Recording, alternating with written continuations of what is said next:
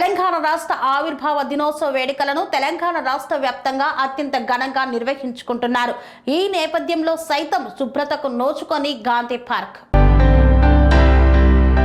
సూర్యాపేట జిల్లా కోదాడ పట్టణ నడిబొడ్డున ఉన్నటువంటి గాంధీ పార్క్ అపరిశుభ్రతకు కబ్జాకు గురవుతుంటే నమ్మాల్సిందే.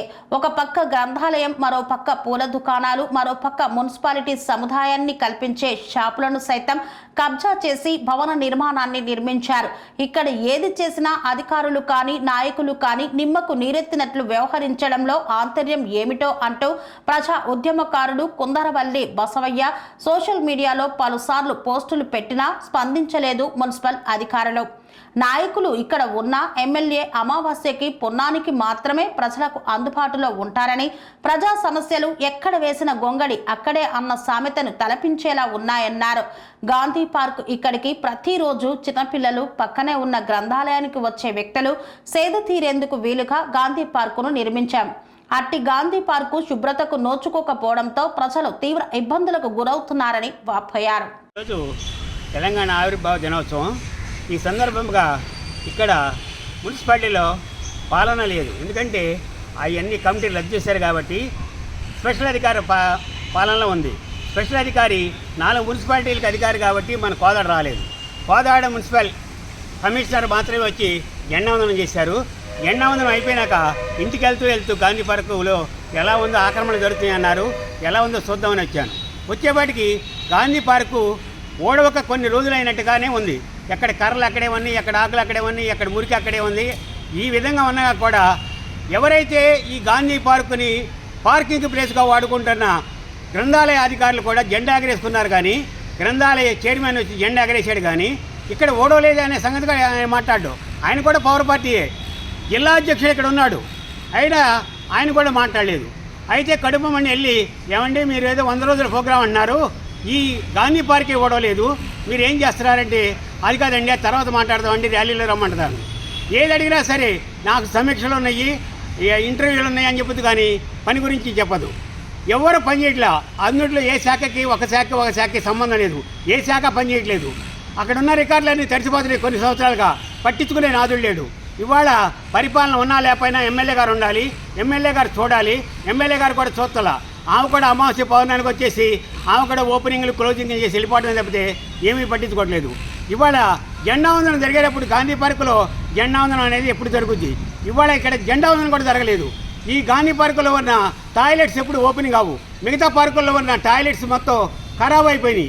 ఇవన్నీ కూడా మొన్న సోషల్ మీడియాలో పెట్టినా కానీ ఇవాళ రాష్ట్ర అవతరణ దినోత్సవం ఉన్నా కానీ ఇవాళ కూడా క్లీన్ చేయకోకుండా అంతే వదిలేశారు. ఎన్ని నిధులు ఇచ్చినా సరే వాళ్ళు ఎట్లో పోసినట్టు అవుతుంది. స్పెషల్ అధికారి పరిపాలన ఉన్నా కానీ పాలక వర్గం ఉన్నా కానీ సేమ్ టు సేమ్ నడుస్తుంది. దానికి దీనికి ఏం తేడా లేదు. నీ ఎడంచేది నా పొరచేయబెడతానన్నట్టుగా ఉంది. కాబట్టి రాష్ట్ర కేంద్ర నిధులతో పరిపాలించబడే ఇళ్ళు ఆ తర్వాత పన్ను ద్వారా మనం కట్టే పన్ను ద్వారా వాళ్ళు జీతాలు తీసుకుంటారు. అయినా కానీ ప్రజాప్రతినిధులు కానీ అధికారులు కానీ నిమ్మక నీరెత్తినట్టు ఉండటం చాలా శోచనీయం. అట్టి వారిపై చట్ట ప్రకారం చర్యలు తీసుకొని గాంధీ పార్కుని ప్రతిరోజు శుభ్రపరచాలని, చెత్త కుప్పలు కనపడకుండా చేయాలని, ఇరిగిపోయిన వస్తువులను తీసేసి కొత్త వస్తువులు పెట్టాలనేది మా డిమాండ్. ఈ గాంధీ పార్కులో గ్రామ పంచాయతీ ఉన్నప్పుడు 4 అడుగుల బడ్డీలు ఉండేవి. ఆ 4 అడుగుల బడ్డీలని 12 అడుగులు బడ్డీ చేసుకున్నారు. 12 అడుగులు బడ్డీలు చేసుకుని వెనక మన డోర్లు పెట్టుకున్నారు. డోర్లు పెట్టుకుని వాకింగ్ ట్రాక్ ఏదైతే ఉందో దానికి ఆడ కూర్చుని వాళ్ళు పూలు మాలలు కట్టుకుంటూ ఉంటారు. అంటే ఎవరు వాక్ చేయడానికి లేదు, ఎవరు గాంధీ పార్కులో రావడానికి లేదు. వాళ్ళు మిగిలిపోయిన పువ్వులన్నీ కూడా గాంధీ పార్కు డంపింగ్ యార్డ్గా వాడుకుంటున్నారు. ఈ విధంగా చేస్తున్నారని, అలాగే బంగారు కోట్ల పైన ఒక మీటింగ్ హాల్ కట్టుకుని అక్రమంగా ఇప్పుడు కొన్ని సంవత్సరాలు అయిపోయింది. కొంతమంది కమిషనర్ మారిపోయారు. ఎవరు చెప్పినా సరే నిమ్మక నీరెత్తినట్టు ఉన్నారు. ఇవాళ బంగారు కోట్ల మీద ఆక్రమించుకున్నారు. రేపొద్దున మున్సిపాలిటీ బిల్డింగ్ మీద కూడా ఎవడో ఒకరు ఆక్రమించుకొని బిల్డింగ్ కట్టుకున్నా కానీ అడిగే నాందుడు లేడు. ఇవాళ ఎలా ఉందంటే మున్సిపాలిటీ పరిపాలన ఎవరు పుట్టిన బిడ్డ ఇకెక్కడుతాకన్నట్టుంది. వాళ్ళ జీతాలు రాబోతే మటుకి గట్టిగా మాట్లాడతారు కానీ మిగతా విషయాలనేది ఎవరు పట్టించుకోవట్లేదు. ఇది చాలా శోచనీయం.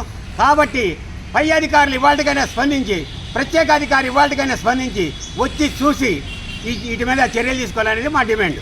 కన్స్ట్రక్షన్ రంగాలలో దశాబ్దపు అనుభవంతో కస్టమర్ల మరియు శ్రేయోభిలాషుల మన్ననలను, నమ్మకాన్ని గెలుపొందిన సంస్థ విఆర్ఆర్ కన్స్ట్రక్షన్స్. నాణ్యతకు నమ్మకానికి మారుపేరు VRR constructions. Independent houses, apartments, villas అన్ని రకాల హంగులతో అలరించే అద్భుతమైన వెంచర్స్ తో పాటు అందరికీ అందుబాటు ధరలో సొంత ఇంటి కలను సాకారం చేసే నమ్మకమైన సంస్థ VRR constructions. Please visit VRR constructions, Varatex Plaza near Radhika Theatre, ECL X Road, Hyderabad. Call to 9100885551 91008855